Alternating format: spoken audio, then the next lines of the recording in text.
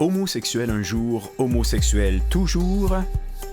Le sujet très sensible de l'homosexualité est au cœur de ce documentaire, plus particulièrement la croyance à l'effet que les personnes homosexuelles naissent et meurent ainsi, et que toute tentative de modifier leur orientation est inutile et risque de leur faire du tort. Est-ce exact? L'homosexualité est-elle fixée pour de bon chez ceux qui ressentent des attraits envers le même sexe? Mesdames, Messieurs, bonjour. Aujourd'hui, je vous invite à plonger dans l'univers des thérapies qui aident les personnes homosexuelles à migrer vers l'hétérosexualité. C'est un sujet tabou, explosif et empoisonné au point où des journalistes, des professeurs d'université et des élus perdent leur emploi pour en avoir parlé favorablement. En fait, les Canadiens marchent les fesses serrées quand il est question d'homosexualité autour d'eux, constatant les représailles démesurées appliquées à ceux qui disent à voix haute ce que tout le monde pense tout bas. Conséquemment, il n'y a à peu près plus personne qui ose exprimer publiquement un avis sur les pratiques homosexuelles ou les thérapies qui remettent en question l'idéologie obligatoire imposée à la population. Un peu comme cela se passe dans les pays totalitaires. Comment en sommes-nous arrivés là? Ce documentaire donne la parole à une brochette de spécialistes des thérapies pour y répondre. Aucun média de masse de chez nous n'a voulu leur donner la parole jusqu'ici, ce qui en dit long sur l'état du journalisme chez nous. Les images que vous allez voir ont plutôt été tournées dans le cadre d'une enquête indépendante menée depuis 18 ans, souvent par des caméramans amateurs, de façon discrète, afin d'arriver jusqu'à vous avant que le lobby gay ne les censure.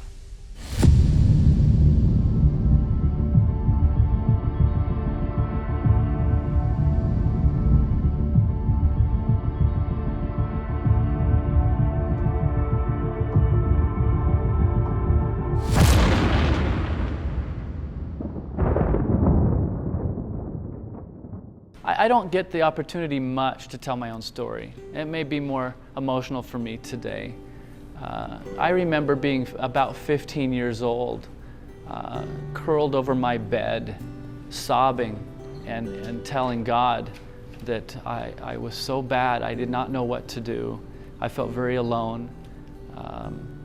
And I didn't know that God was even hearing me. I felt very lost.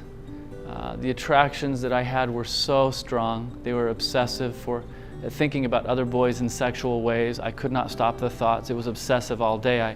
I would struggled with masturbation 5 or 6 times a day. I was doing that and fantasizing and feeling very lost, certain that I was not going to heaven. And I needed somebody to talk to. Well, in my life, I didn't long to connect with the female world. I saw the female world as a liability because I grew up in a home where there was domestic violence perpetrated against my mother by my father. And so my dad was an abuser and my mother was a victim. So I identified femaleness or femininity with victimization and weakness. And I had an older brother and a younger sister, and so my older brother is the one I really looked up to. I didn't look up to my father as a role model because he was abusive. And so I looked up to my older brother, so there was a lot of gender confusion in my life. I grew up in a home that was very fundamentalist. My dad used religion, in my perception, as a way of kind of manipulating. He would have been good in the military. He was very, very by the book. Very, very cold emotionally. I could not relate to him. He was interested in things I had no interest in. We sort of butted heads personality-wise. There was no connection. He was not terribly abusive. There were times where he did smack me a few times, and he would spank me in anger, which I suppose was not very healthy. But enough so that I was afraid of him. I was distanced from him. He was rather cold emotionally, and I could not connect. I started to adopt very masculine traits early on, like even toddlerhood and certainly elementary school and on up. But it started very young where people often mistook me for a boy in public. And so I was often called sir, son, and young man. As I grew, those longings for a father figure just never went away, constantly needing a father figure, a dad. I'd have 1 or 2 church leaders reach out to me, and I was just so starved for that. they would call, and I was just hanging on having them help me and work with me. But you know, they tried, but I don't know that they were always understood how deeply I needed some of that. Tennis was the sport that I learned first and loved the most. And I would go into the locker room at the tennis club where my family had a membership, and this is as a young girl. And the women would say, "What are you doing in here?" And I would say, "I'm a girl." And they'd say, "Are you sure?" And I remember thinking, I only know one way to prove it. And so I just let it go. I just thought, I'm not doing that. I tried out for the wrestling team in junior high, and I weighed in, I think, at 76 pounds. I was the smallest. I hadn't started puberty, really, and so I'm in there, and I don't know how much of you know about wrestling, any of you, but you know, they line you up in your boxer shorts, and they weigh you in, and I remember getting lined up to weigh in, and I'm the skinniest. I'm like a rail, and all these other boys that I perceived as being more muscular and had body hair, and so I was comparing myself. I felt different than them. I didn't compare to. I wasn't as good as they are. It was very, very difficult emotionally. When we look at our clients, these are people, mostly men, who as little boys were shut down. They were hurt and rejected by male figures. They were typically in intimate but frustrating relationships with their mothers. And so they, because of their family dynamic, did not have the opportunity to internalize their masculinity. And they became what we call good little boys. Good little boy is don't offend anybody, don't get anybody angry with you, and there's a shutdown mode. Closed, self-protective, fearful, guarded, timid, shy. That's what they live in, okay? And the therapy is to bring them out, to be assertive, to be clear, to be courageous, to identify their feelings, to speak their feelings. My professional commitment is developing the most effective therapy to help men overcome their homosexuality. I'll never forget at one moment being weighed in with the team, and I was like 2 ounces over my weight class. And the moment of awakening where the coach says, you know, your underwear is 2 ounces. So I'm at the front of the line, all these boys behind me, because it's lightest class to heaviest class. And so I'm asked to drop my boxer shorts and weigh in, and I was still a half an ounce over. So he had me go to the restroom to try and dump some weight and come back, and I was still like a 1/4 ounce over, and the humiliation I felt of feeling like I'm being paraded around, not as good as the other boys, was absolutely stifling to me. As I got a little older, my parents were divorced when I was in 5th grade, and then my younger sister and I were sent away to live with relatives. And I was in 7th grade when we were sent off to live with my aunt and uncle and my cousins. And there I was sexually abused by an older male cousin. There are actually 4 common reasons why people seek change-allowing therapy. Some identified as LGBT, they had LGBT experiences, but they, in the end, didn't find it fulfilling. So they want to change. Some people are married. There are many who are attracted to both sexes. They're married to an person of the opposite sex because they want to be, and they love their spouse and they love their children. They want to protect their marriage and their family and be able to go on being full-time moms and dads. So they want this therapy. Then there are some who feel that their sexual attraction was forced on them by childhood sexual abuse. They want trauma treatment that will also deal with the links between their trauma and their same-sex attraction behavior to relieve them of it. And they have a right to heal. And there are those who want to live according to their faith, and their wishes and their beliefs should be respected. And so by 12 years old, I had only ever seen men treat women as the victim of their abuse or the object of their lust. And so when I was sexually abused, one of the conclusions in that experience was, if this is what it means for a man to find me attractive, I don't want to be attractive. because all they do is they take from you. Because they rob me of my dignity. So it created a fear for me of being in the locker room, of doing sports.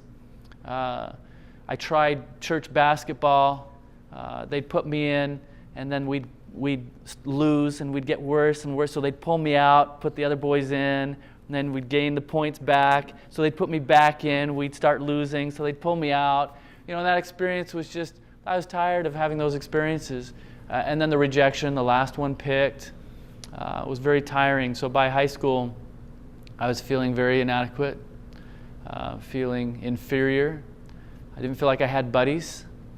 I longed for a best friend, somebody I could tell my secrets to, talk to, a buddy that would walk with me in my faith, help me, be there for me. Never really attained that. However minuscule amount of femininity I had up to that point, I wanted to even conceal even more out of a desire for self-protection. So even just hearing that much of my story, I hope you can see that absolutely it's not genetic. That there's some serious factors going on that's going to point me down a road. And I will say in my work in helping men and women walk free from homosexuality or from unwanted same-sex attractions, that in my work and with women, what I have seen, and this is true in my own life, is that lesbians are often trying to protect against further hurt from a man. I was starved for touch. I was either getting a hit from my dad or nothing. My mother was affectionate with me, but I wanted it from my dad, from a man. I wanted buddies. I'd watch the boys at school hugging on each other, and it just created an ache inside me. I knew it was non-sexual, but I didn't know how to get it. I didn't have those kind of buddies that would provide that for me. I developed a lot of misperceptions about myself. Feeling that these longings must mean I'm gay. The sexual feelings must mean I'm gay. A lot of misperceptions that made it worse. L'analyse de John et Christine les amène à conclure qu'ils ne sont pas nés homosexuels. Ils comprennent plutôt que des événements précis survenus durant leur enfance sont à l'origine des attraits envers le même sexe qui ont émergé à leur adolescence.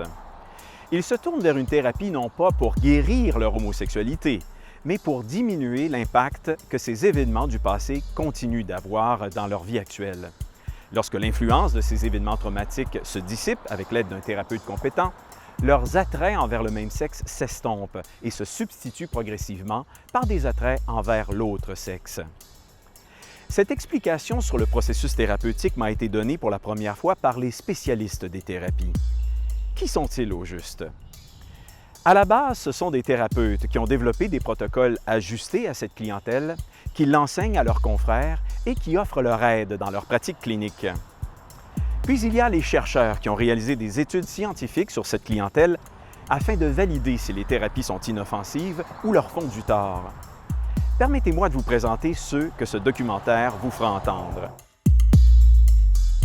D'abord, il y a le Dr Joseph Nicolosi, psychologue, l'un des 3 cofondateurs de la National Association for the Research and Therapy of Homosexuality et en fut le président durant plusieurs années.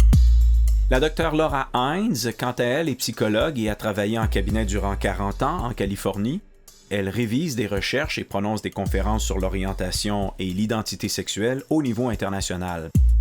Le Dr Nicholas Cumming, psychologue, a été président de l'American Psychological Association de 1979 à 1980.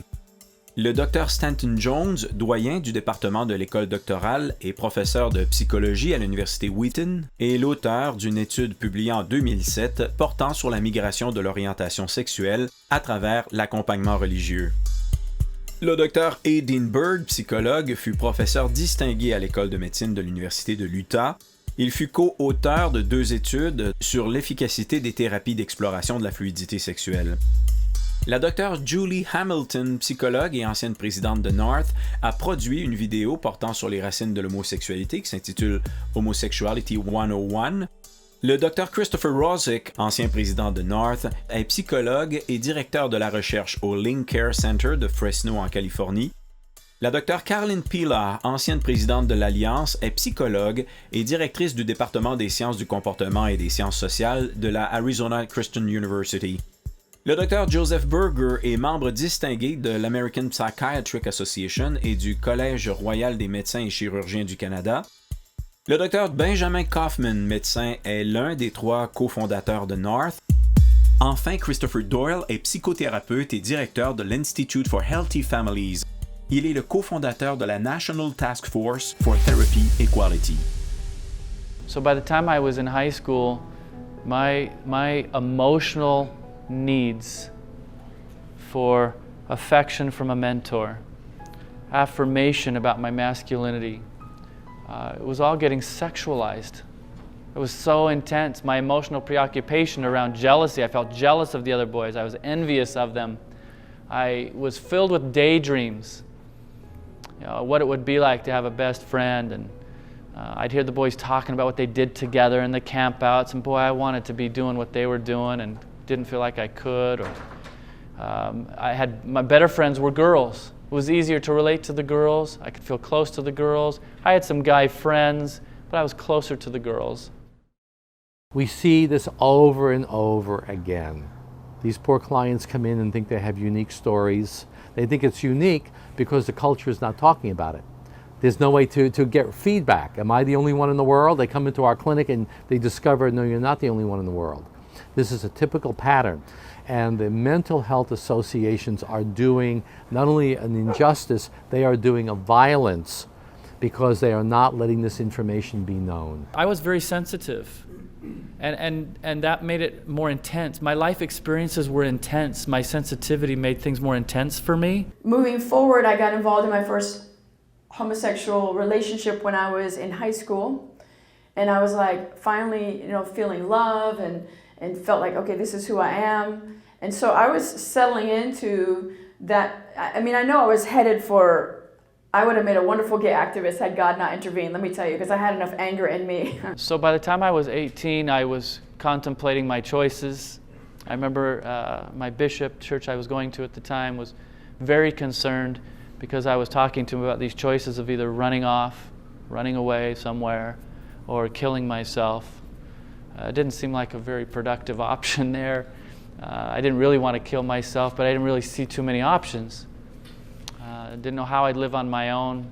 So finally, on my bishop's pushing, I told my parents. I started out in high school, and I'm going to jump to several years later as a young adult in my last relationship with a married woman, which I'm not proud of that. It was a horrifying experience. About had a panic attack on the side of the bed as I told my parents. My father's response was, "No, you're not. That's disgusting. Are you kidding? Do you know what boys do when they have those kind of feelings?" It was a terrible experience and pretty much shut me down. My mother just sat and sobbed, but she did want to help and fortunately started to help me find some counselors. Avec le soutien de ses parents, John, qui a 18 ans et qui est en mesure de prendre ses propres décisions, va rencontrer pour la première fois un thérapeute. Il aura l'occasion en thérapie de lui confier le manque de connexion émotionnelle répété avec son père dont il souffre depuis son enfance et la piètre image qu'il trimballe de sa masculinité à cause de la perception négative qu'il a de son corps, faisant suite à certains traumatismes. Perd-il son temps et son argent? Si l'on se fie au discours du lobby gay, John vient de prendre une décision complètement insensée, car il ne pourra jamais changer son orientation sexuelle, puisqu'au cœur de son être, dans sa propre biologie, se trouve un gène gay qui verrouille la direction de son orientation sexuelle à jamais vers l'homosexualité. Les journalistes perspicaces relèveront toutefois qu'aucune référence scientifique n'est jamais fournie par le lobby pour appuyer cette affirmation, et pour cause. Les études sur les jumeaux de King et McDonald, les recherches scientifiques récentes de Diamond, Seville Williams, Bailey et Lohman, ainsi que l'Ordre des psychologues d'Amérique déboutent complètement cette théorie du siècle dernier pour confirmer ce que plusieurs constatent en regardant autour d'eux.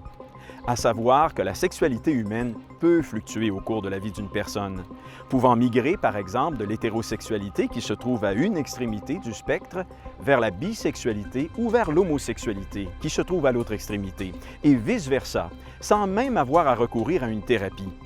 C'est le concept de fluidité sexuelle naturelle. Sexuality is very fluid. In the course of a person's lifetime, they can swing back and forth between homosexual, heterosexual, back again.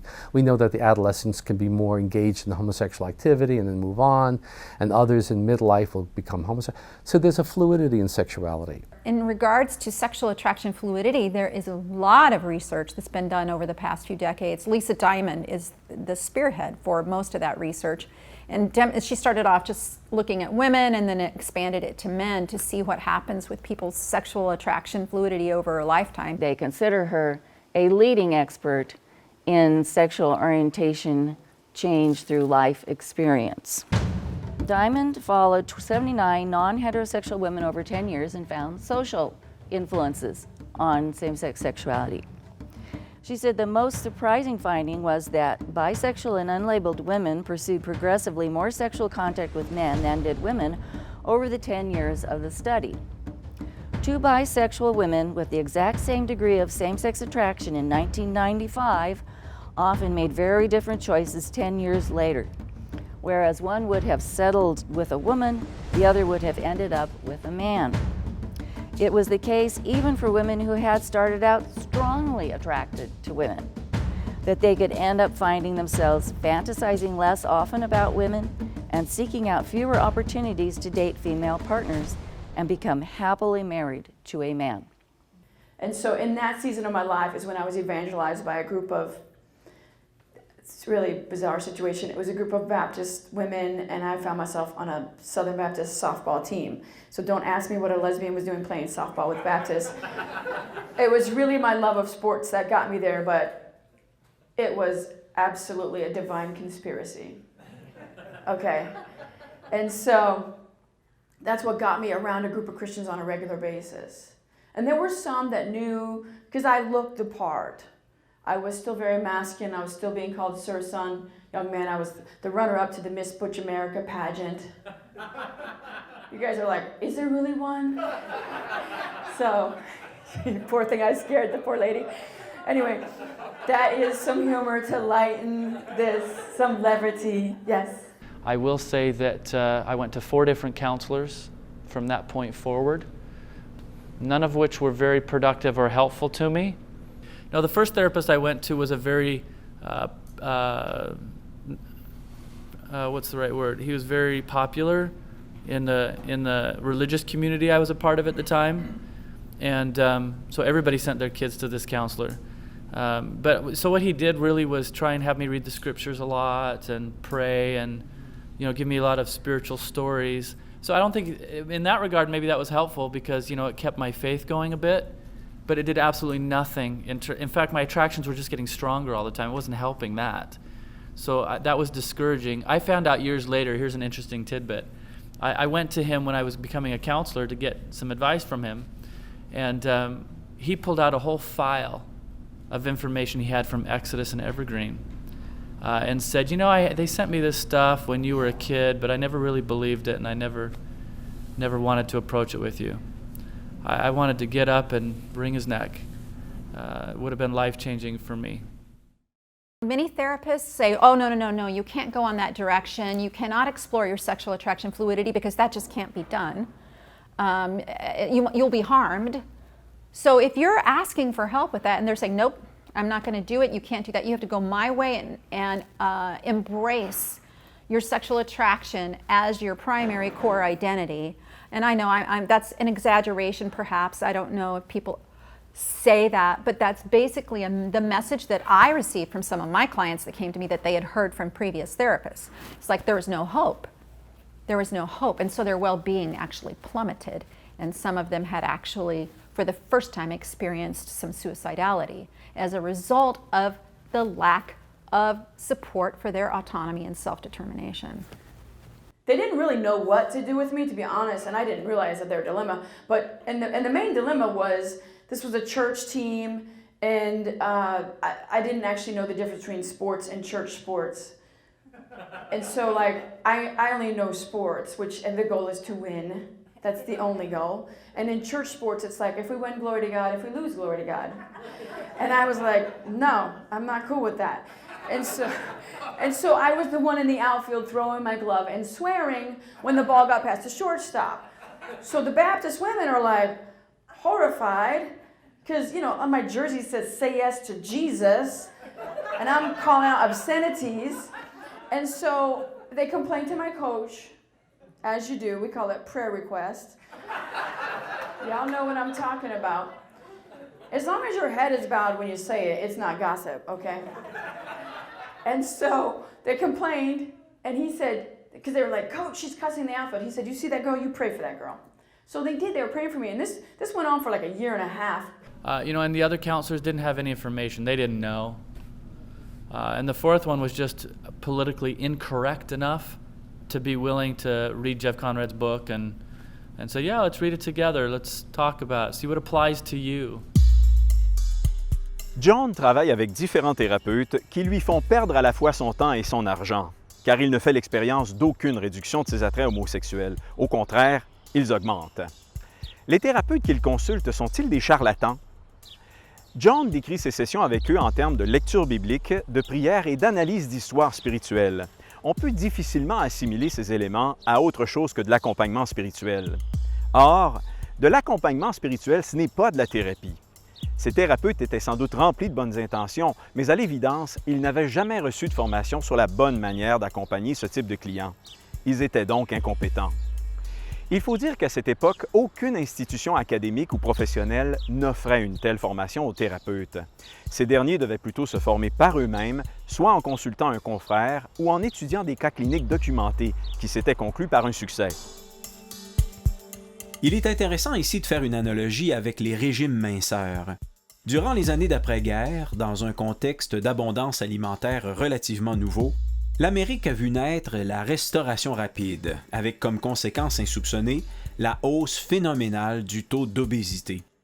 À cette époque, aucun cours de nutrition ou de spécialisation en diététique n'existait dans les universités, le phénomène étant trop nouveau et n'ayant pas été étudié convenablement. Lorsque des personnes obèses se sont mises à cogner à la porte de médecins pour obtenir de l'aide, la plupart n'étaient équipés que de leur bonne volonté et de présupposés. Ils ont alors proposé des régimes minceurs inadéquats, inefficaces, dangereux et parfois même inhumains. Heureusement, des années de recherche menées auprès de cette clientèle ont débouché sur le développement de régimes minceurs éprouvés, efficaces, sécuritaires et qui sont maintenant enseignés dans un grand nombre d'universités. Que serait-il arrivé si, au lieu de favoriser la recherche, les législateurs avaient banni les régimes minceurs sur la base que des charlatans les utilisent pour profiter de personnes obèses dont on met la santé en danger? Il est clair que la bonne solution n'était pas de les interdire, ni de mettre la santé des gens en danger, ni de détruire la réputation des médecins, mais d'évaluer scientifiquement l'efficacité de différents régimes afin d'identifier ceux qui ont le meilleur taux de succès, de forcer les médecins voulant aider cette clientèle à se faire former, puis de multiplier les lieux où l'on peut recevoir cette formation afin de multiplier le nombre de ceux qui ont la compétence d'aider. Bannir les régimes minceurs tout en aidant les personnes obèses à s'accepter telles qu'elles sont aurait complètement raté la cible. La même logique doit s'appliquer aux thérapies de migration.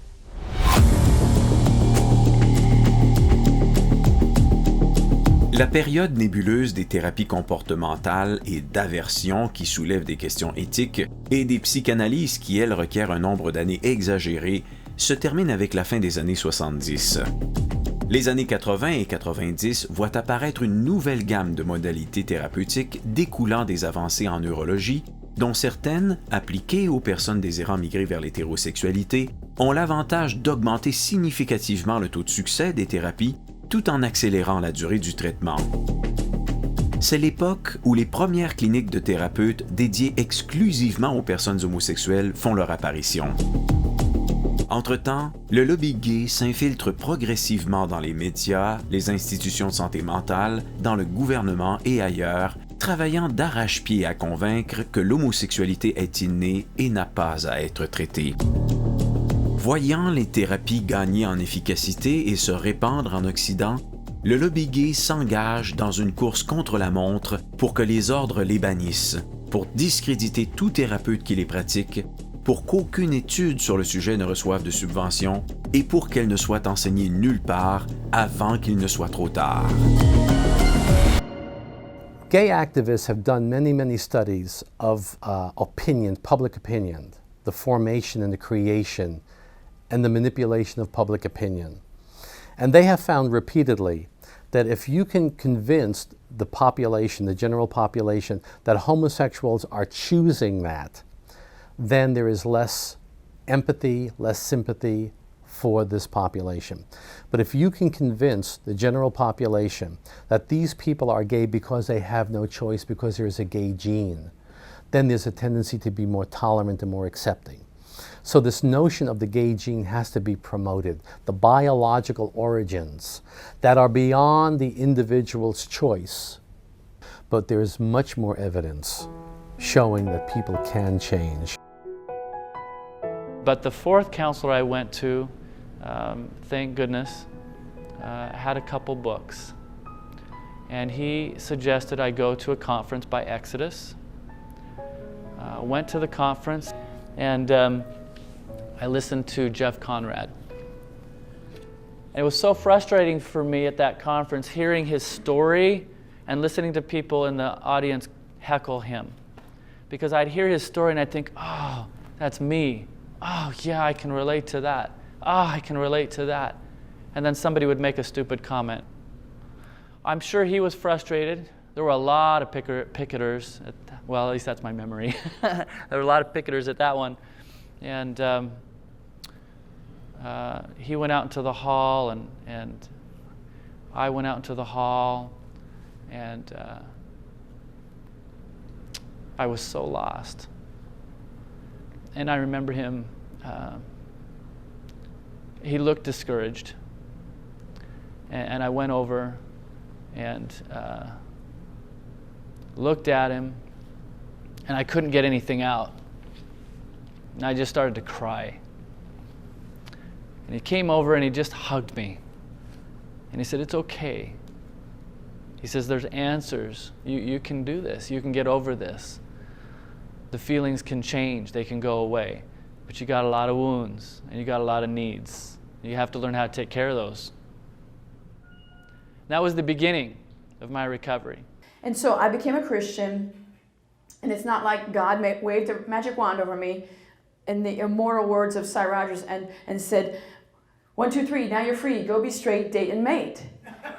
That's not what happened when I became a Christian. My eternal destiny changed, and then now I was faced with a dilemma. I was incongruent now with my faith, and incongruent living is not sustainable. So I had a conflict. How do I not be gay anymore? 1990, started working on my needs, healing some of the wounds. I started to gain a picture of what my deficits were, my needs were. Man, I needed mentors. I needed buddies. I needed to feel masculine. I needed to stop hating my body. So I started engaging goals, working on some things, and went to college, lived with roommates, fantastic experience. Started bonding in ways I hadn't bonded before. I had this great roommate that he'd take me, I remember telling him, I don't know how to play football, and you want to go to the football games. I don't even know what they're doing. I don't know what they're talking about. It's stupid. I don't even like the game. He says, let's go play. And so he took me down to the field at night, and we tackled a goalpost and some other ridiculous activities. But being with him, having him want to help me and teaching me the game was very healing for me. I don't know that the tackle portion was, but the learning portion was. I remember coming home at night. I was working late at a gas station because I was trying to learn how to do some mechanical things, and I'd be plastered on the bed. I was so tired, and I'd wake up in the morning, and there were nights where he had helped me take off my greasy shirt and get into bed and kind of tuck me in. I'd never had that sort of affection from a buddy before. I remember a roommate that was leaving for Christmas break, and he just hugged me. That's the first time I'd ever been hugged by a guy before. And he says, man, I love you. And I remember sobbing. I hadn't heard that before. All these needs and deficits, which I could see later, I'd been sexualizing. I was so hungry for those kinds of things that I'd been sexualizing legitimate emotional needs and wounds. So it was a process. Thankfully, I heard about ministries that help people like myself. I heard a guy named Cy Rogers on the radio shortly after I became a Christian, and he's got a phenomenal testimony. And so I was very encouraged by that and hope, filled with hope from that. And so I started my journey out of homosexuality. I began to attend a support group in my hometown of Tampa, Florida. And in fact, a gentleman here was in group with me 24 years ago.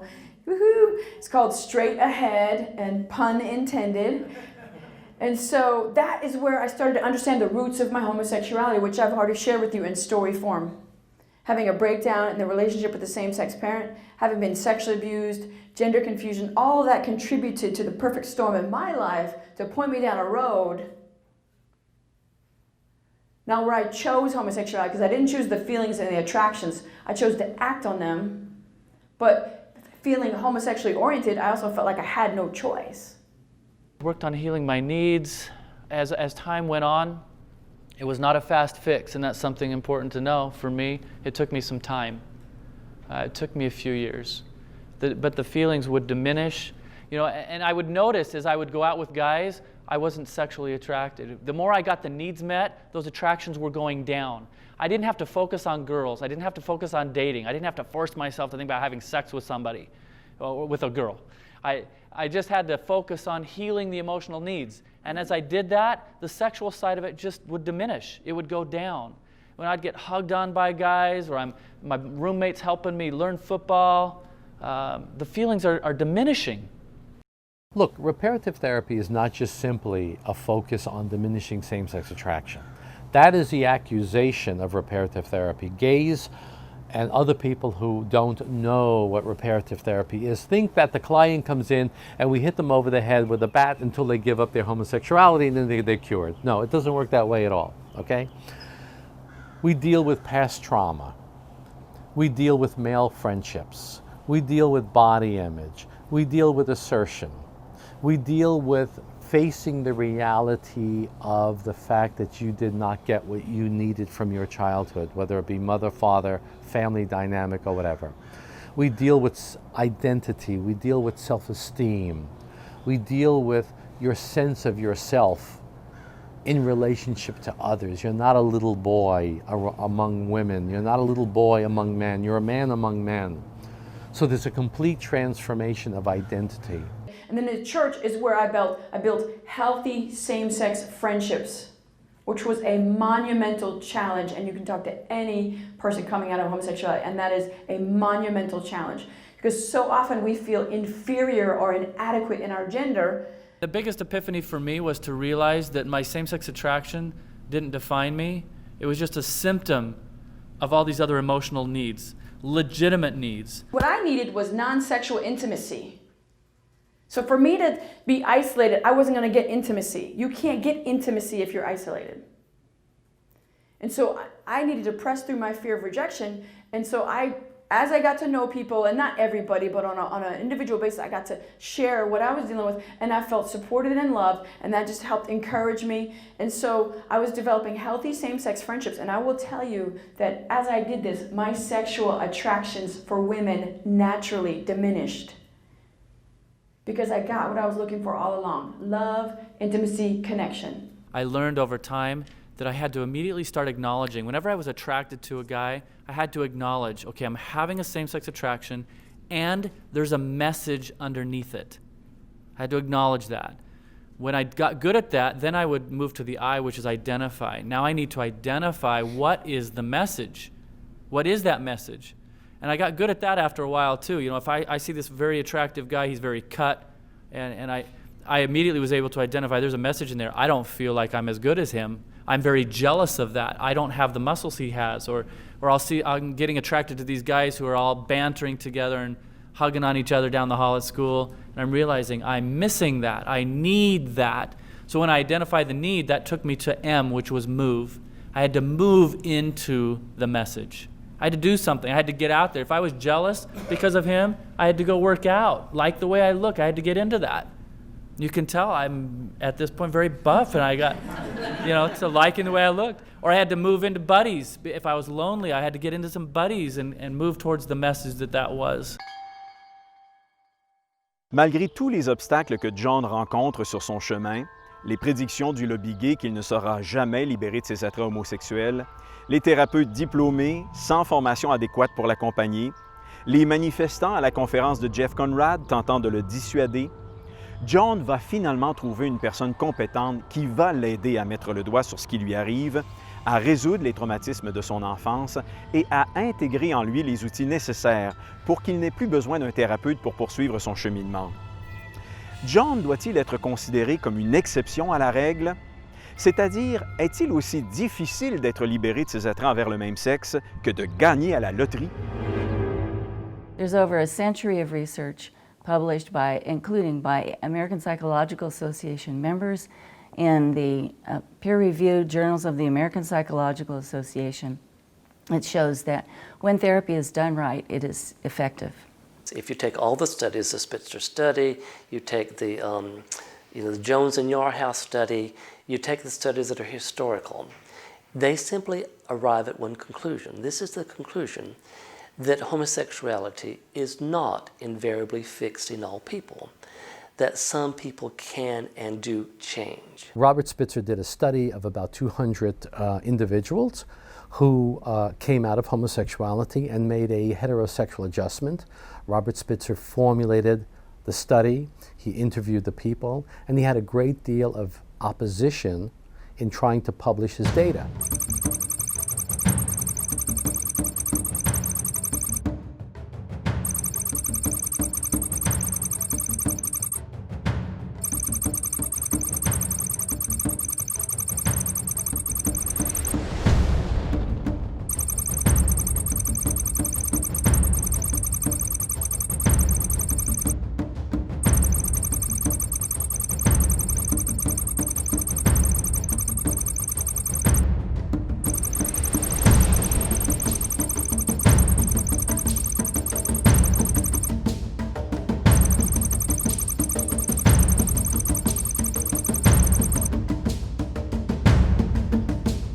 Now, what's significant about Robert Spitzer is that he was the man who made the 1973 decision. He was ahead of the nomenclature. The nomenclature is the book of diagnostic categories.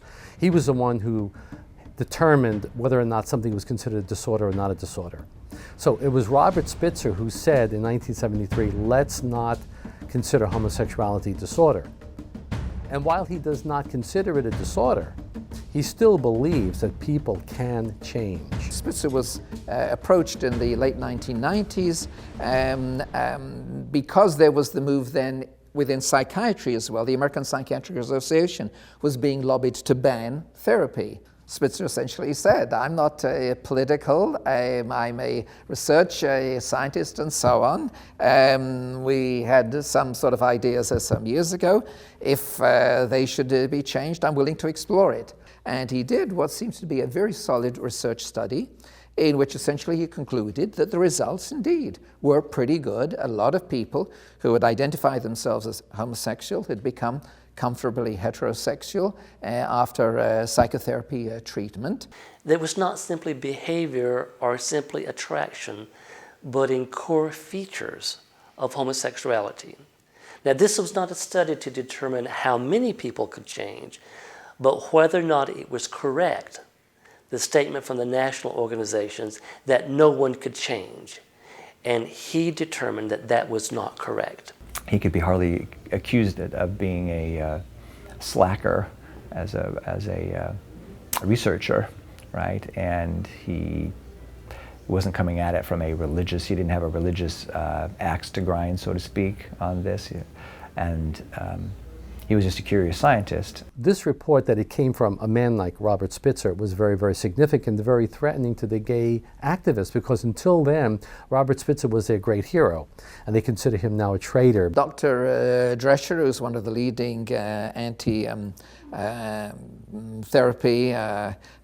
activists in the States, he is the editor of a journal called the Journal of Gay and Lesbian Psychotherapy, and he devoted a whole issue to trying to trash Spitzer's results, which I think I read a couple of the articles, I didn't read them all, but they didn't seem to me to have any scientific validity whatsoever. They were really mostly name-calling. Now, Dr. Spitzer was criticized for his study, and all the studies are somewhat imperfect. But Dr. Hirschberger reanalyzed the research, which was reported in the archives of sexual behavior, and he did something that's called a Gutman analysis, where he reanalyzed Dr. Spitzer's study. And his conclusion was that the study did indeed demonstrate that some people can and do change. When you evaluate studies and to determine, which study is correct among these sorts of studies, number one, you need to look at the study itself, the methodology. But you also need to look at the reputation of the scientist who's doing the study. I can tell you there is not a researcher that has more credibility than Dr. Robert Spitzer or Dr. Scott Hirschberger. They're immaculate researchers. And their conclusion is that some people can and do change. And things sort of quietened down for a number of years. And then about, a year or two ago or so, a young Californian went very vocal and very public, claiming that he had been harmed by a treatment, and he confronted Spitzer evidently directly. He went to see Spitzer, who is now a man in his 80s and evidently not very well, and somewhere or other he convinced Spitzer that he had been harmed, and he got some sort of apology out of Spitzer. Dans les jours qui suivent la publication de son étude, le Dr Robert Spitzer va goûter amèrement à la police de la pensée qu'exerce le lobby gay sur tout individu ou organisation qui s'oppose à son programme d'endoctrinement idéologique. Des confrères gays radicalement militants vont attaquer sa réputation dans des revues de psychiatrie. Des journalistes pro-gays vont écrire des articles qui le discréditent. Des militants gays vont l'appeler pour lui faire des reproches et lui transmettre des centaines de courriels de haine durant le reste de ses jours, pour lui faire payer d'avoir osé remettre en question le discours officiel. You don't think like me, then you're my enemy. C'est le modus operandi du lobby gay qui veille à mettre hors d'état de nuire, ou dit autrement, qui s'assure de tuer tout messager qui annonce autre chose que la ligne du parti du lobby. Cela vous rappelle-t-il les pays où les droits humains sont violés? Il est difficile de constater la tyrannie actuelle du lobby gay envers ses opposants sans la mettre en dialogue avec son discours d'il y a 50 ans, lorsqu'il demandait aux autorités et à la population de cesser de persécuter ses membres simplement parce qu'ils sont différents, de faire preuve d'ouverture et de tolérance envers la diversité des orientations sexuelles et de créer un climat propice à l'écoute et au respect mutuel. Celui qui jadis était la victime est clairement devenu l'agresseur lorsqu'on constate le malheur que le lobby fait vivre à toute personne qui ose diffuser ce que dit la science sur les thérapies. Rendu à la fin de sa vie, après avoir été harcelé et harassé de cette manière durant 9 ans, devenu lourdement diminué par la maladie de Parkinson et par son âge avancé, Spitzer va finir par plier l'échine. Et, comme l'avait fait Galilée 380 ans avant lui, va s'excuser auprès des personnes homosexuelles d'avoir publié une recherche qui dit des mensonges, soulevant la possibilité que les 200 participants qu'il a lui-même interviewés lui aient tous menti. Il décède quelques mois plus tard sans que The Archives of Sexual Behavior n'accepte de rétracter son étude. You know the story, he goes under such pressure. That I think he eventually wanted to reinterpret his study. There's a lot of reasons for that, I think, going on, but that was towards the end of his life. I guess his big reversal was that, well, we can't be sure, because this was self-report. Well, and it's interesting about that, if that's the criteria, that if it's self-report research and you have to question it, then, 90% of psychological research has to be questioned and thrown out, right? If you can't take people's responses at some level of face value, if everybody's lying to you, then you have to throw a lot of the research out across the board of psychology. Spitzer a eu un impact majeur dans la communauté scientifique, malgré le fait que sa méthodologie n'en faisait pas une étude à standard très élevé. Celle de Stanton Jones et Mark Yarhouse qui suit vient corriger cette lacune. what is said over and over and over again is that there's no valid scientific research. Now, I think that that's wrong.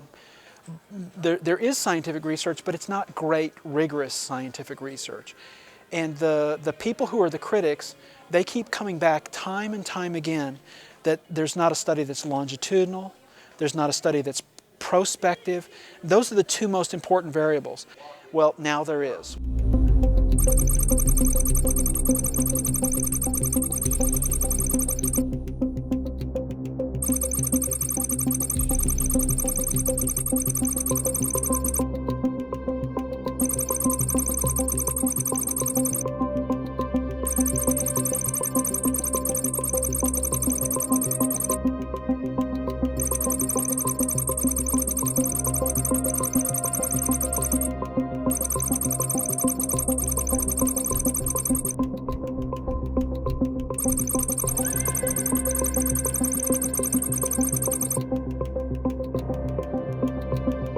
If you're looking at whether an intervention of whatever you're looking at, if you're looking to see whether an intervention makes a difference, if it's actually can be imply causality, you need a prospective study.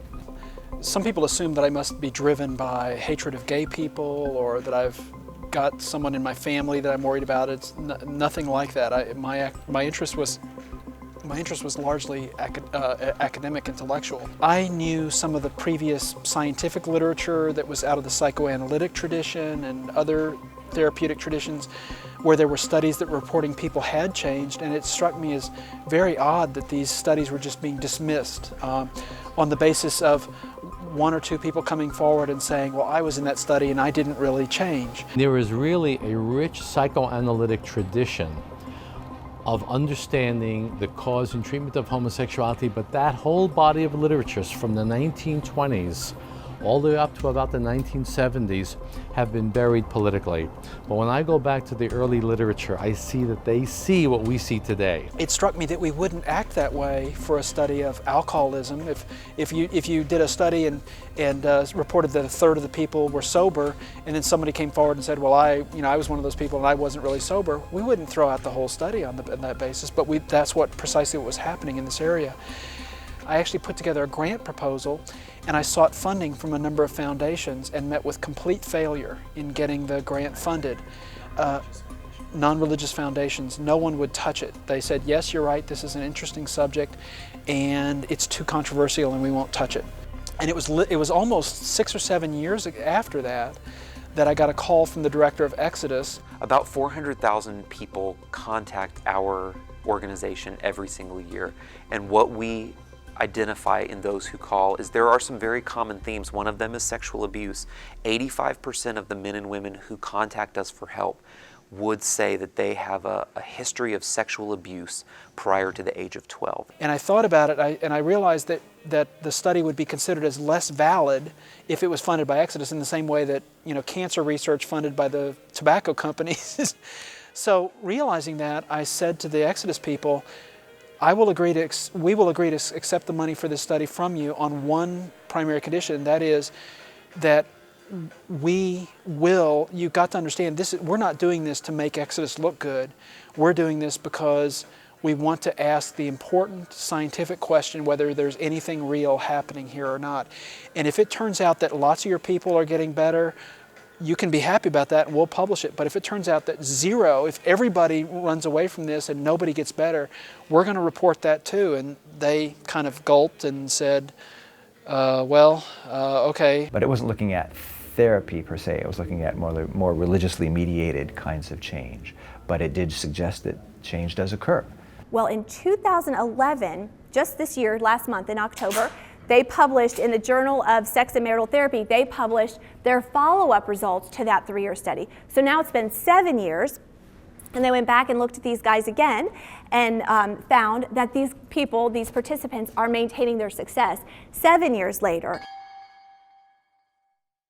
L'étude de Jones et Earhouse ainsi que celle de Spitzer s'ajoute à une longue liste de recherches et cas d'études ayant été menées sur 125 ans d'histoire qui, considérées dans leur ensemble, convergent vers une conclusion incontournable.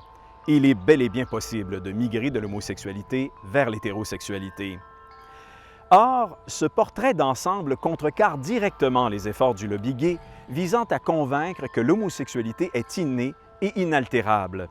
Si rien n'est fait, le lobby se met à craindre que les thérapies gagnent en popularité et que la bataille pour faire accepter l'homosexualité comme un droit de la personne soit perdue.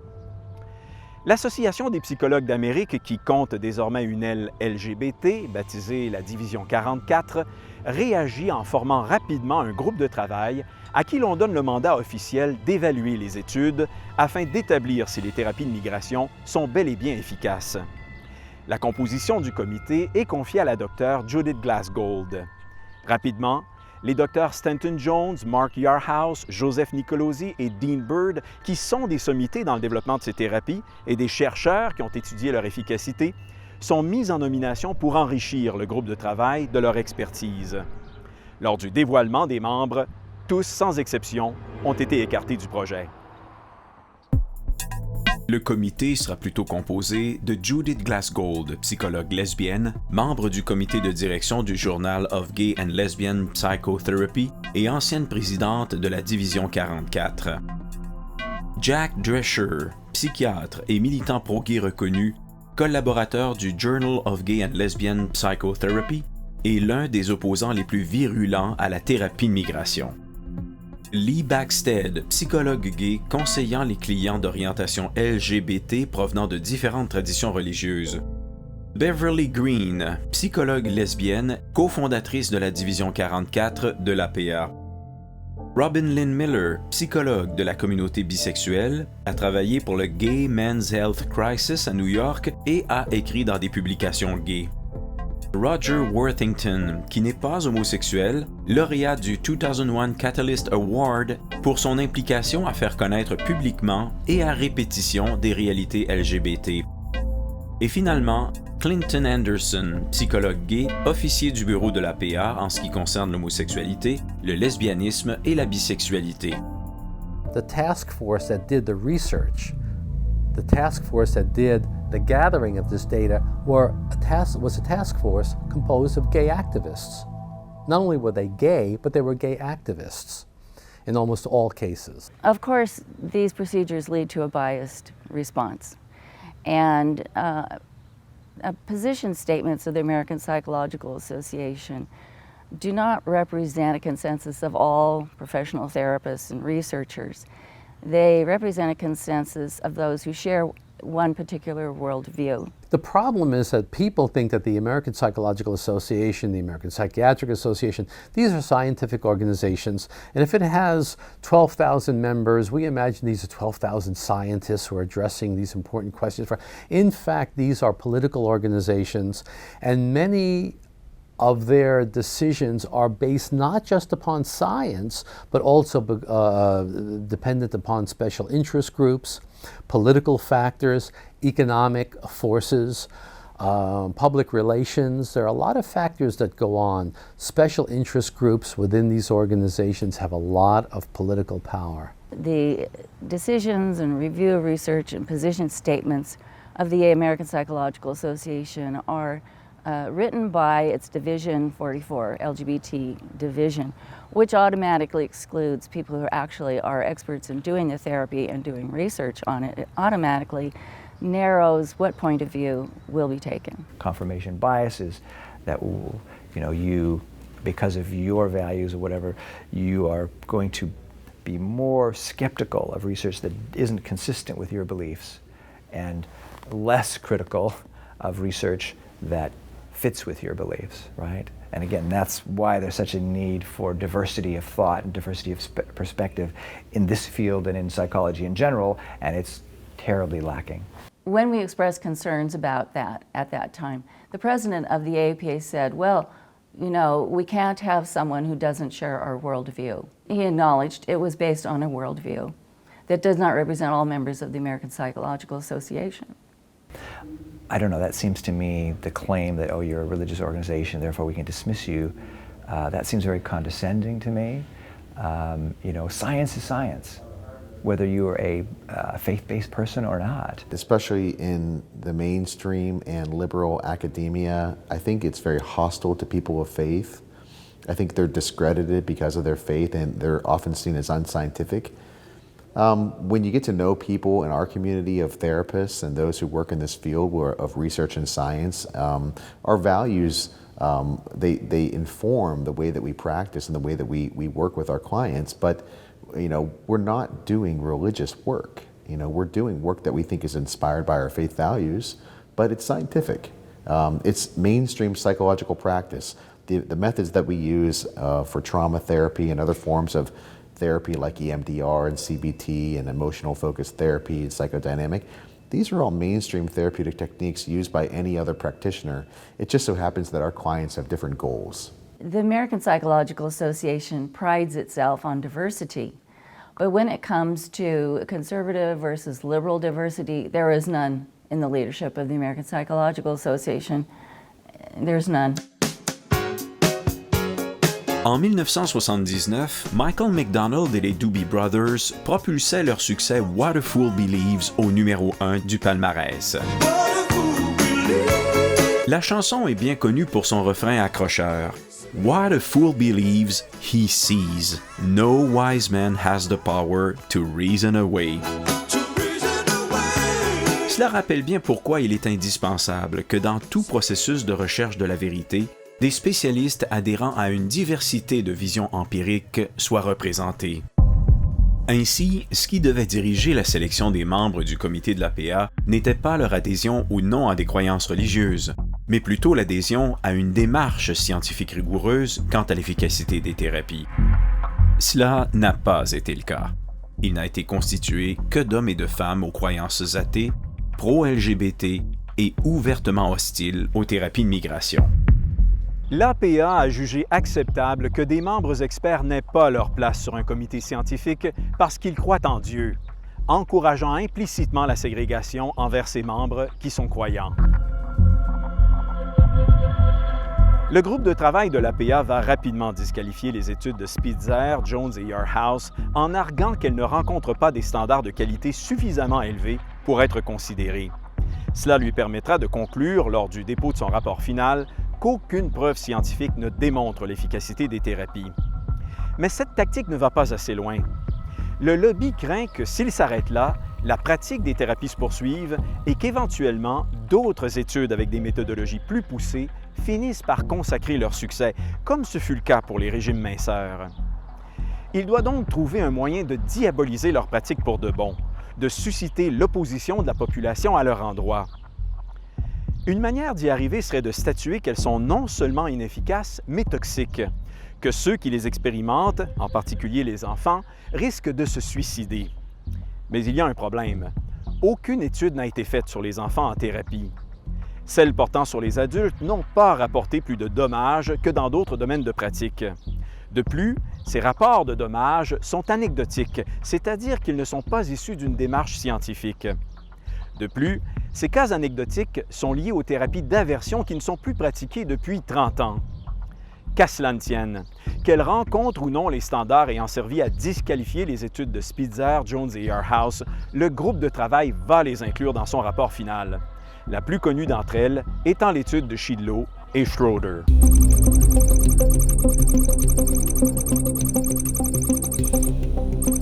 Shidlow and Schroeder is the famous study completed in 2002 that the APA has used over and over and over and over and over again to tell us that safety is harmful and that it's not effective.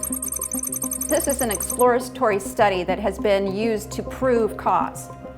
It cannot indicate cause, it can't even indicate relationship or even influence. Shidlow and Schroeder recruited using methods that biased the study from the very beginning. Initially, there were flyers put out in gay venues and things that just said, hey, we want to document like homophobic therapies, and have you experienced harm? Come to us and talk to us. They advertised that we want to use the results to inform the public about the often harmful effects of such therapies. Pour mieux saisir à quel point cette étude fut biaisée, il faut rappeler une notion de base en psychothérapie, la règle des 3 tiers. C'est-à-dire qu'environ le tiers des participants d'une thérapie affirment que leur objectif a été atteint.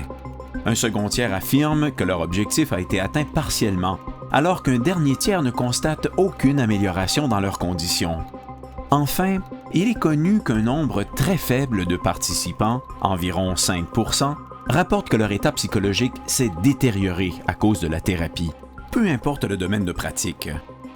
Ce que Shidlow et Schroeder ont fait fut de partir à la recherche de ce 5%, en recrutant délibérément dans des milieux pro-gays, dénonçant cette thérapie comme homophobe. Sans surprise, ils ont pu ainsi accumuler un grand nombre de commentaires négatifs. L'étude a ensuite été utilisée pour affirmer qu'une majorité écrasante des participants à une thérapie de migration en ressort éclopée, alors que ce n'est le cas que pour 1 personne sur 20 en réalité, ce qui est comparable aux autres domaines de pratique thérapeutique. The studies that I think were harmful in that review tended to come from the 60s and 70s, these aversive techniques, these things that aren't done anymore. So what they found out was what they wanted to find out, not what was reality. It's when you use that kind of research to say, which isn't no longer really relevant to current modern practices, to say this is harmful. Today's care is harmful as well. Again, I don't think you can generalize the study. The research shows that the risk for harm is not any different from any other intervention. Very clear in the wonderful longitudinal research done by Jones and Yarhouse. They never identified this as biasing the results. This wasn't one of their limitations that they discussed in the end. I tend to think it has a limited value, and all you can really conclude from the study is that, some therapy, some attempts to change could be harmful. L'étude de Shidlow et Schroeder et celle de Robert Spitzer ont été menées en utilisant la même méthodologie rétrospective. Leurs participants respectifs devaient puiser dans leurs souvenirs pour évaluer le succès de leur thérapie dans un cas et les dommages émotionnels subis dans l'autre. Les fins observateurs noteront que si les militants pro-gays ont été rapides à attaquer les résultats de Spitzer, arguant qu'il était impossible de valider si ses participants avaient menti, ils se sont toutefois bien gardés de dire que l'étude de Shidlow et Schroeder, ayant la même limite, pouvait tout autant produire des résultats biaisés, étant elle aussi dépourvue de moyens pour valider l'honnêteté de ses participants. En août 2009, le groupe d'études dépose les conclusions que tous avaient vu venir. Il n'existe pas d'études de la rigueur scientifique adéquate prouvant que les thérapies de migration fonctionnent. Certaines personnes ont négativement été affectées par ces dernières. Des approches évitant de changer l'orientation sexuelle devraient plutôt être prises. Le comité ne franchit toutefois pas la ligne de recommander de rendre les thérapies illégales. The evidence that they use to support treatment change, treatment success, they discount for different reasons, and yet their own flawed material they submitted without question. So it was a very selective procedure, very biased procedure.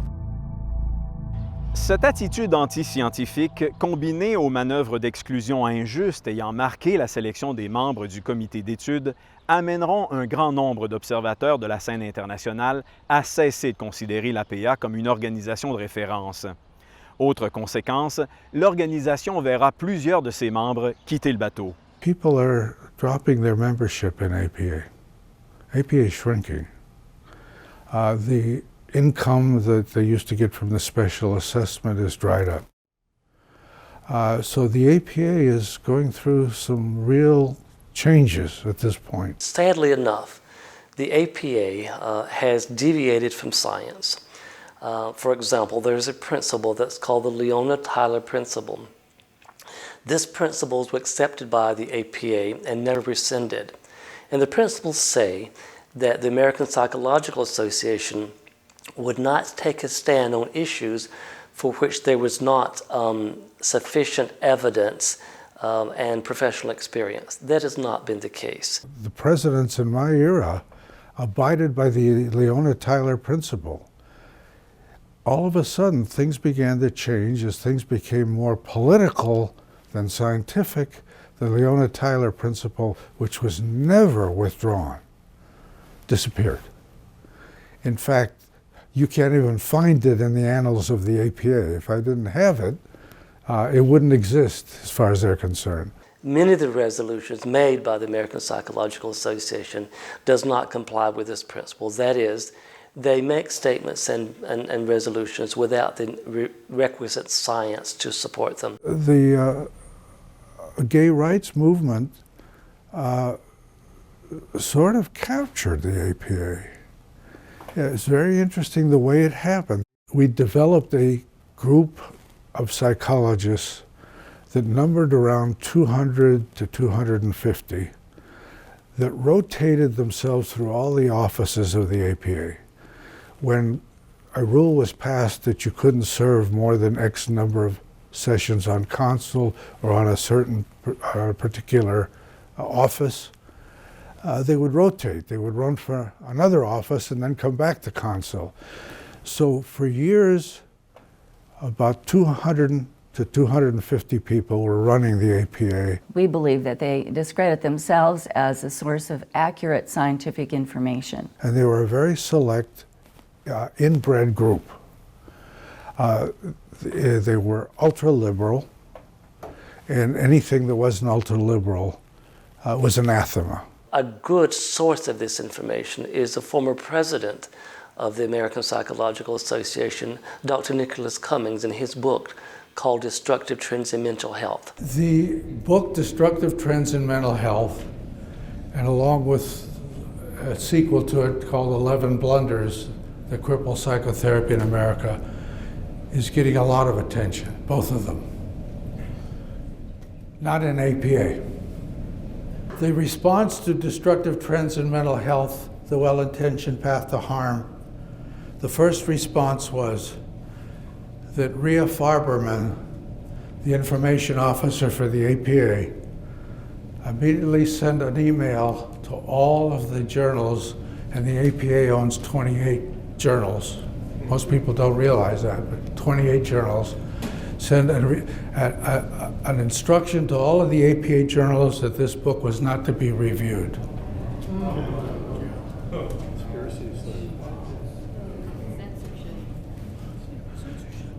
It's a nice open response, right? It is sad because they refuse to acknowledge our writings. It's really amazing.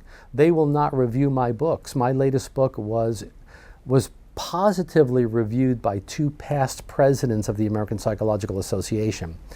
And yet the APA Division of Psychoanalysis refused to even review my book. À partir de la fin des années 80, l'APA, sous l'influence de militants LGBT qui accèdent à sa direction, va se transformer radicalement, devenant un club d'individus très sélects dédié à promouvoir sa vérité, son idéologie et son agenda, l'agenda LGBT quand il est question d'homosexualité. Simultanément, à l'extérieur de l'organisation, le lobby gay continue sa croisade en Occident.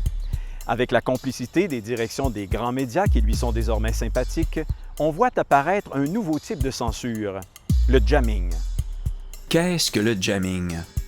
En termes militaires, le jamming, ou le brouillage, vise à empêcher une communication vitale de se rendre dans le camp ennemi. Concrètement, lorsqu'un interlocuteur s'apprête à entrer en communication radio avec l'ennemi pour lui transmettre des informations qui nous seront défavorables, on brouille cette communication en émettant simultanément un signal sur la même fréquence radio. Ce faisant, toute la transmission du camp ennemi est contaminée par de l'interférence. Conséquemment, le destinataire est incapable d'entendre ce que l'émetteur lui transmet. Les médias qui soutiennent les organisations pro-gays utilisent une stratégie similaire. Puisqu'il n'y a pas de controverse autour de l'efficacité des thérapies, mais que ce message nuit à l'atteinte des objectifs du lobby, ils inondent l'Occident de l'information contraire. Ils interfèrent, créant une controverse artificielle qui rend la population confuse en espérant gagner suffisamment de temps pour que les gouvernements rendent les thérapies illégales avant que la bonne manière de les pratiquer n'entre dans les universités et se répande à travers le monde. À partir des années 90, plusieurs membres de l'APA se rendent compte du manège de l'organisation, en plus de subir la ségrégation croissante qu'elle applique à ses membres qui sont croyants. Ne se reconnaissant plus dans ses valeurs ultralibérales, il voit la nécessité de se joindre à une organisation centrée sur la science. C'est la naissance de NARTH. NARTH is the National Association for the Research and Therapy of Homosexuality.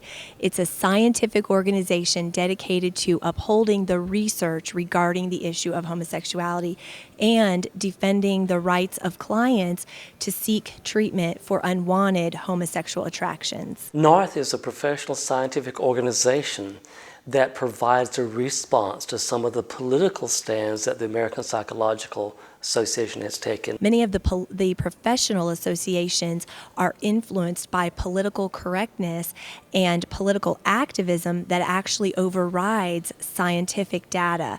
And so NARTH was started as an organization that would uphold the research finding and not be motivated by political activism. Basically, in 1992, Ben Kaufman came to me and said, look, rumor has it that in 1993, the gay activists are going to use the 20th anniversary of the 73 decision to totally ban any kind of treatment. It came on the same day that earlier that day, gay activists had come into my office and spray painted homophobe, Nazi, the gay rainbow over the front door, which, by the way, is not good for business, I can tell you, people coming in.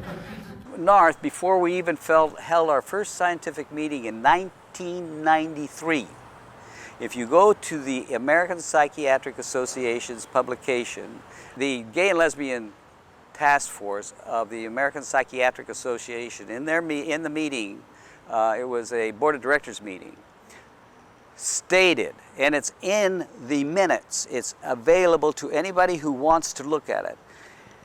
We had not even formed an organization enough to have a meeting yet. It was our first organizational days.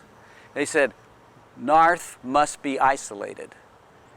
That tells it all. They've done a very good job of isolating us for 20 years, but they haven't killed us. We're still around for 20 years. Les efforts de la NARTH pour informer le monde des faits scientifiques entourant les thérapies vont se heurter aux grands médias de masse, généralement gagnés à l'idéologie LGBT, qui pratiquent la désobéissance éthique en jouant à l'autruche, ne servant que de courroie de transmission du lobby gay sur cette question. Bref, le jamming du lobby fait son œuvre, remplaçant les faits scientifiques par de la propagande idéologique. Well, it's a pretty well-known fact that the liberal, the mainstream media is just an extension of the liberal Democratic Party, but it's also an extension of the LGBT agenda. And that's because of the absolute power that the LGBT lobby has in mainstream society nowadays. In key institutions like the media, you could see organizations like Media Matters and GLAAD have very deep pockets, and they influence and lobby all the major networks and cable TV shows. They have LGBT media awards. They have LGBT journalist associations, big organizations dedicated to promoting LGBT causes. And this is very distressing that we have whole media organizations that are not interested in good objective reporting. They're arms of political causes. And they're infiltrating the media and other key institutions like education and psychology simply to push propaganda. We are hearing more and more about therapists who are being threatened that their licenses will be removed because they are providing this treatment. If you go against the LGBT agenda in the mainstream media, you will quickly find yourself unemployed, especially in education and academia. If you don't wholeheartedly support the LGBT affirming agenda, or if you simply offer an alternative to those who are seeking or distressed by unwanted same-sex attractions or gender identity conflicts, you will be pressured, you will be potentially fired, you will be potentially intimidated for those beliefs. And so what it's produced is really a culture of silence and fear. S'ensuit un effet domino. Plusieurs organisations de santé mentale font siennes les conclusions du groupe d'études de l'APA, que ce soit par ignorance des faits, par crainte de représailles du lobby, par sympathie idéologique avec ce dernier, ou tout simplement parce que leur direction est entre les mains de militants pro-gays. Au Québec, l'Ordre des psychologues suit le mouvement et publie en 2012 un avis informant ses membres qu'il serait contraire à l'éthique et à la déontologie d'offrir une thérapie de migration. L'organisation prend soin d'appuyer sa position officielle par d'abondants extraits du rapport de l'APA, citant entre autres l'étude biaisée de Shidlow et Schroeder, sans dire un mot sur la constitution biaisée du comité, ni sur la méthodologie douteuse qui a conduit à ses conclusions. Simultanément, des journalistes gays et leurs confrères se lancent dans une chasse aux sorcières, produisant des articles et des reportages à sensation dans lesquels ils qualifient les thérapies de bidons, traitent les thérapeutes qui les offrent de charlatans, le témoignage des ex-gays de discours haineux et les organisations aidant les personnes à sortir de l'homosexualité d'opportunistes ne cherchant qu'à exploiter la détresse de personnes vulnérables. Cela vous rappelle-t-il le traitement réservé jadis au régime minceur avant que les universités ne forment de meilleurs praticiens? Peu importe l'identité du média, la recette demeure la même. On assimile des séances d'exorcisme, d'imposition des mains, d'électrochocs et de torture à des thérapies de migration, alors que cela n'a rien à voir avec la réalité, simplement dans le but de convaincre le public que les thérapies n'utilisent aucune méthode reconnue. Et l'on complète le reportage par le témoignage d'un survivant d'une thérapie qui partage les séquelles qu'il en conservera à vie. Pour couronner le tout, certains de ces reportages se méritent des récompenses et reconnaissances publiques, soulignant leur professionnalisme. Jamais un thérapeute agréé n'est interviewé pour faire connaître le véritable processus d'une thérapie. Jamais on ne fait connaître l'histoire d'un ex-gay pour qui la thérapie a été un succès, alors que le web regorge de sites qui regroupent leurs témoignages. There's a specific strategy that these organizations and news outlets use. They introduce certain types of stories at certain types of times. It's very common that they'll release a story about a conversion therapy survivor, quote unquote, in January or February, right before the legislative seasons begin on the state level, and this is where all the laws are being considered. They do this by doing what's called a human interest story. And they take someone that supposedly went through conversion therapy and was purportedly harmed by it, often by means of electroshock and some aversion therapy, and then they don't verify any key details like therapist name or dates or when it happened, and they report it as truth. And there's no counterbalance or no counterpoint. People who oppose reparative therapy equate it with the shock treatment, and they love to make reference to the shock treatment. Well, there was shock treatment for homosexuals in the early 60s, but during the early 60s, there was this trend of using shock therapy not only for homosexuality, but for everything else. All kinds of psychological problems were dealt with this shock therapy. A very strategic and effective strategy they've used is to use these stories in mass media. And in my book, I document at least 4, 5, 6 ways, legitimate stories and legitimate ways that they've used the media in producing these fictitious stories on programs like ABC's 2020, on different movies that have recently come out on the big screen. They've done many like mini-series, like CBS had a show called Criminal Minds that did a fictitious story. Even Saturday Night Live did a parody of one of these camps. So the indoctrination factor through the media is quite impressive and widespread. Media outlets don't want to talk about the science behind the issue. They want to talk about what's politically correct. So to try to share this in media, news, TV, radio, any of that, it's just not going to be talked about because it's, there's a lot of complete inaccurate viewing of it. Some people think if you say change is possible, that will lead to more discrimination. I would say not saying change is possible is much more harmful than saying change is possible. There are better ways to deal with the issue of discrimination than to promote lies. I've done dozens, if not hundreds, of media interviews over the last 10 years. And time after time, the reporters that are assigned to these stories are themselves LGBT identified, and it certainly colors the way that they cover stories.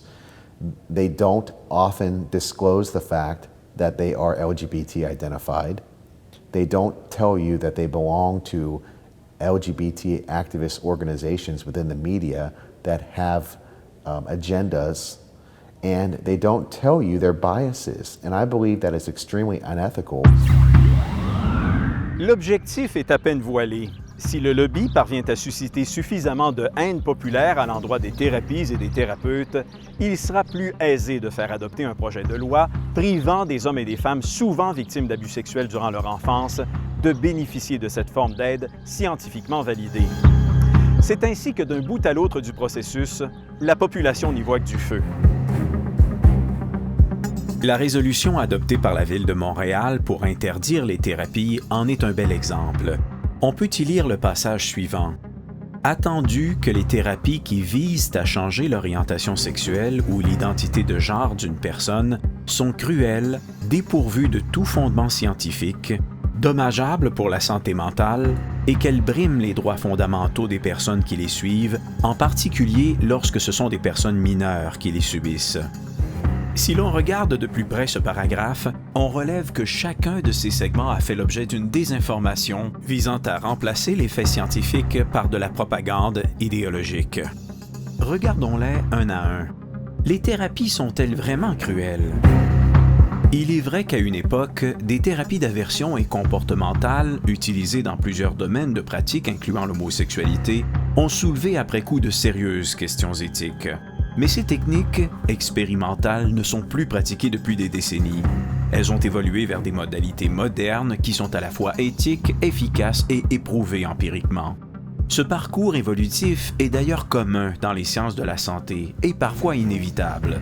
Un bel exemple est celui des régimes minceurs que nous avons abordés un peu plus tôt. Faudrait-il condamner les régimes minceurs offerts aujourd'hui, alors qu'ils aident 4 personnes sur 5 à atteindre leurs objectifs, sur la base que certaines méthodes étaient cruelles, voilà 60 ans? Les thérapies sont-elles dépourvues de fondements scientifiques? Les faits récoltés dans notre enquête, synthétisés dans ce documentaire, démontrent le contraire. Il existe 125 ans de rapports cliniques et de recherches empiriques démontrant que lorsque le client est motivé et que son thérapeute est compétent, il peut voir diminuer ses attraits homosexuels au point où il ne représente plus une obsession et voir augmenter ses attraits envers l'autre sexe au point de s'engager dans une relation hétérosexuelle fonctionnelle. Les thérapies sont-elles dommageables pour la santé mentale? L'étude de Shidlow et Schroeder, dont la méthodologie comporte de graves manquements à l'éthique, a rapporté de tels dommages. Mais lors de thérapies d'aversion et comportementales qui remontent à un demi-siècle, est-il nécessaire de répéter que ces techniques ne sont plus pratiquées depuis au moins 30 ans et que les études récentes de Jones et Yarhouse, Nicolosi et Bird, Schaeffer, ainsi que celles de Santero, Whitehead et Ballesteros n'ont pas relevé de dommages émotionnels significatifs? Enfin, les thérapies briment-elles les droits de la personne, en particulier ceux des enfants? Communiquer à une personne les faits scientifiques récents entourant l'efficacité et les limites d'une modalité thérapeutique lui permet de prendre une décision éclairée. Il n'y a donc aucune forme de haine, de discrimination, de violence ni d'injustice faite à l'endroit de cette personne. En revanche, lui cacher l'information qu'elle peut être libérée de ses attraits envers le même sexe, alors qu'elle confirme souffrir dans cette condition et démontre de la motivation pour en sortir, est une injustice. C'est lui faire violence. De nombreux témoignages d'ex-gays confirment que ceux à qui l'on a caché cette option pour les diriger vers des thérapies de persuasion où on les forçait à embrasser leur homosexualité contre leur gré ont fait l'expérience d'une plus grande détresse, ont eu des idées suicidaires et ont tenté de mettre fin à leur jour. Ce qui est éthique n'est pas d'imposer à la personne une conduite qui servira notre cause, mais bien de lui faire connaître ses choix en l'éclairant de différents points de vue et de la laisser exercer son droit à l'autodétermination. Ce qui brime les droits de la personne n'est pas d'offrir une thérapie scientifiquement validée qu'elle recherche désespérément, mais de rendre cette thérapie criminelle, privant ainsi la personne de la possibilité d'en bénéficier. En termes philosophiques, cela s'appelle de l'opportunisme. Manipuler les faits, tirer profit des circonstances, en particulier de l'ignorance de la population, afin de faire avancer son agenda à son insu. Dans les 4 segments de ce paragraphe, les rédacteurs ont donc minutieusement choisi leurs mots pour manipuler la population de Montréal. Ils ont manœuvré pour susciter sa haine à l'endroit des thérapies, des thérapeutes et des organisations qui les soutiennent, afin que la ville atteigne son objectif de bannir les thérapies sans que la population ne s'y oppose. Cette stratégie n'est pas nouvelle. Elle a d'abord été expérimentée aux États-Unis. Là-bas, à partir de 2012, des projets de loi visant à bannir les thérapies de migration sont successivement déposés dans 32 États. 11 d'entre eux les rejetteront après un examen minutieux de la déficience des preuves fournies. Toutefois, 20 États sous des gouvernements libéraux, comme celui du Canada, iront de l'avant et vont les bannir, à la suite de commissions d'enquête à l'objectivité douteuse. I witnessed a lot of fraud. Unfortunately, there are a lot of, I believe, well-meaning LGBT activists that really believe in their cause, that believe therapy is harmful. But I think that some of those LGBT activists are not emotionally and mentally healthy. And I believe that some of them are actually committing fraud when they tell these stories of therapy, torture, and electric shock, and all kind of aversion types of therapy. There's really no facts to back up those stories. They don't provide dates of when they went to therapy, who the therapist's name was, where they got the therapy. Very key, important details that one would expect could produce if such stories were actually true. And without those facts, it's very hard to take their stories as credible.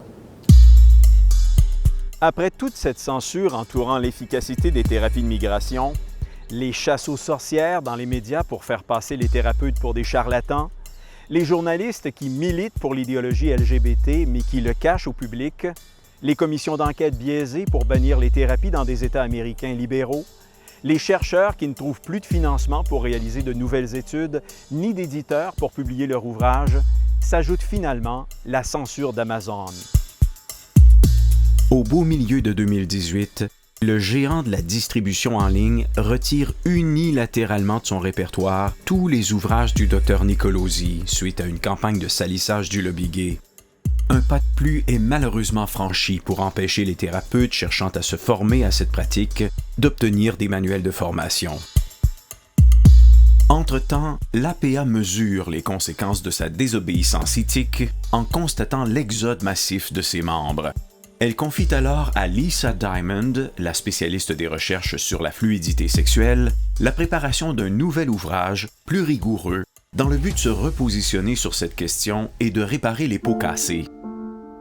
Le APA Handbook of Sexuality and Psychology paraît en 2014 et confirme qu'il est bel et bien possible de changer d'orientation sexuelle. The APA Handbook reviews one of the most rigorous studies of sexual identity change in America that followed sexual identity of young adult participants when most were ages 18 through 24 and again about 6 years later. 43% of non-heterosexual men and 50% of non-heterosexual women had any change after 6 years. 66% of men and 66% of women who had any change changed to exclusively heterosexual. 75% of bisexuals experienced change mostly toward or to heterosexual. 8% of exclusively homosexual men and 26% of lesbians experienced change.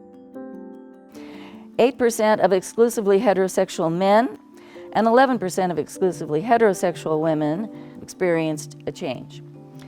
And the heterosexuals who changed mostly to mostly heterosexual. Heterosexuals are the most stable cross-culturally. Statements in the APA Handbook say that attraction, behavior, and identity, all three, change for adolescents and adults. Research on sexual minorities has long documented that many recall having undergone notable shifts in their patterns of sexual attractions, behaviors, or orientation identities over time. Although change in adolescence and emerging adulthood is understandable, change in adulthood contradicts the prevailing view of consistency in sexual orientation, Rosario and Shrimshaw. Over the course of life, individuals experience the following changes or fluctuations in sexual attractions, behaviors, and romantic partnerships, Mistansky, Cooper, and Green. So we have a lot of reputable, well-respected researchers in same-sex sexuality saying the same thing here in the APA Handbook. Diamond and Roski concluded from their research review, several such studies have now been completed and they unequivocally demonstrate that same-sex and other sex attractions do change over time in some individuals. Across several rigorous studies, among those who changed, 50 to 100% changed to exclusive heterosexuality. Most of mostly heterosexual individuals, along with others, also changed to heterosexual. They concluded that rates of change do not appear to decline as participants get older. The series preface to the APA Handbook of Sexuality and Psychology says that the American Psychological Association gave its imprimatur to the handbook, said that its editors and authors were among its most respected members and declared it authoritative. So there's no question the American Psychological Association considers its APA Handbook of Sexuality and Psychology authoritative. Alors que l'APA se repositionne dans son Handbook of Sexuality and Psychology, la même année, NART modernise son nom, devenant The Alliance for Therapeutic Choice and Scientific Integrity. Alors que certains espèrent une réconciliation des positions des deux organisations sur les thérapies, l'impasse demeure entière. En effet, Diamond, qui est membre de la communauté LGBT à titre de lesbienne, refuse d'accréditer les thérapies, martelant que si les sujets qu'elle a étudiés ont effectivement changé d'orientation sexuelle, le processus qu'ils ont traversé s'est fait hors de leur contrôle, les désarçonnant parfois au point où certains tentaient d'y résister. Bref, que si la fluidité de l'orientation sexuelle est un fait bien réel, elle échappe au contrôle de la volonté et ne peut survenir dans le cadre d'une thérapie. Well, how can someone say sexual fluidity occurs through life experience, except that intense life experience known as therapy? That the minute the person enters the office of a therapist, their fluidity stops and cannot occur, and the minute they leave, it can resume again. It just makes no sense. It is true that we need more research on this, but it seems to me to kind of defy logic to say that sexual attraction fluidity can occur anywhere naturalistically. The only place it cannot occur is in the therapist's office. I'm a clinician. I teach at a medical school as well.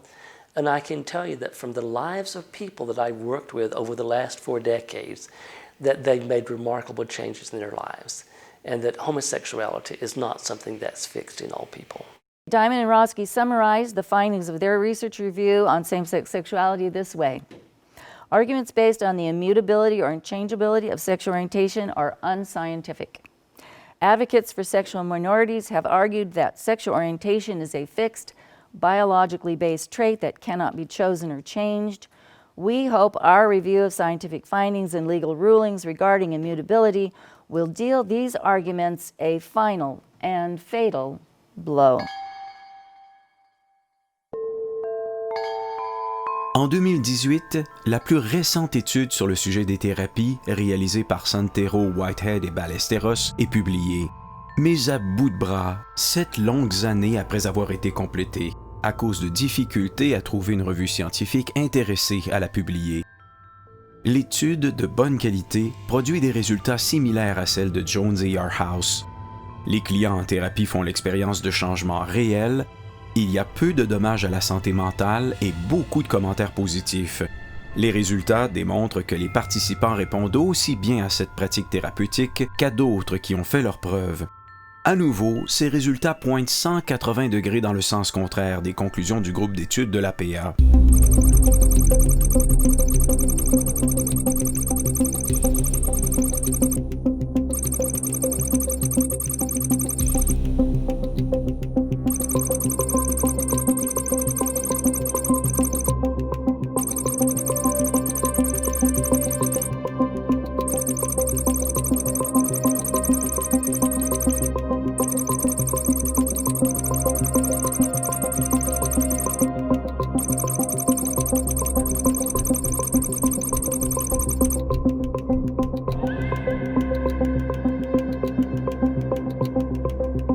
Quelques mois après sa publication, un changement de direction survient à la tête du Lineker Quarterly et le nouvel éditeur en chef, sans doute apeuré par le potentiel de controverse entourant les conclusions de la recherche, décide de retirer l'étude de la revue scientifique tout en privant les auteurs de la permission de la publier ailleurs.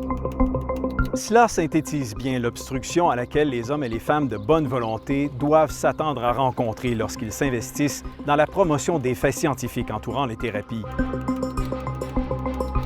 Par ailleurs, en décembre 2018, un article du Journal de Montréal annonce que la ministre de la Justice du Québec s'apprête à consulter des groupes pro-gays sur l'opportunité d'interdire dans la province les thérapies de migration. Nous ferons une démarche dans le but d'être reçus par la ministre afin de lui partager les fruits de notre enquête journalistique. Notre tentative de lui parler sera répondue 2 semaines plus tard par un refus de nous recevoir.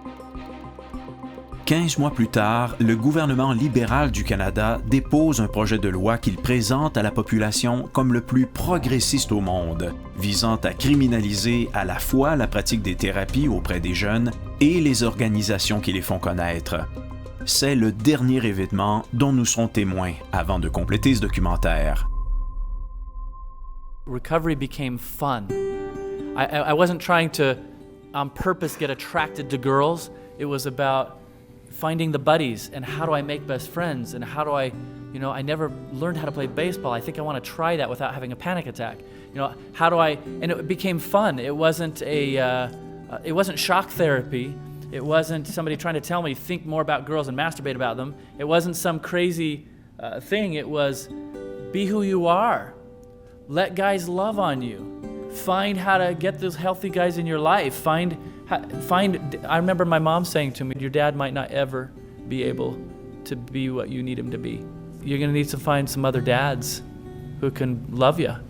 My homosexual attractions diminished in frequency and intensity as a result of developing healthy same-sex friendships and also counseling, went to therapy, dealing with sexual abuse issues, because that will affect your ability to love and trust. There's other issues, that homosexuality is just a surface symptom. So it's like we got to get underneath there and deal with what's going on. How do I feel about my gender? Why do I feel like being a woman is a liability? It was fun though. You get into it and it's like, I could do this forever. I had another friend and we were doing it and I told him one time, I said, I feel like I'm in puberty again, Get to go out and play ball and get to do all these things I always wanted to do without the shame and the isolation and the loneliness. I felt connected for the first time in my life.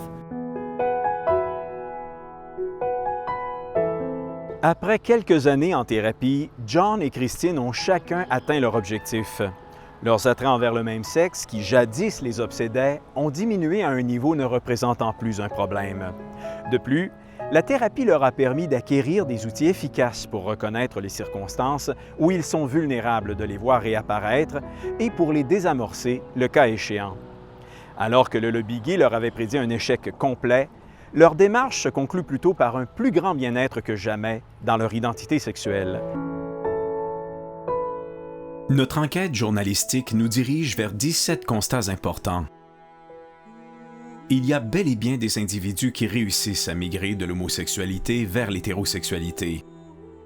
Loin d'être une exception, ils représentent environ le tiers de ceux qui rencontrent un thérapeute compétent.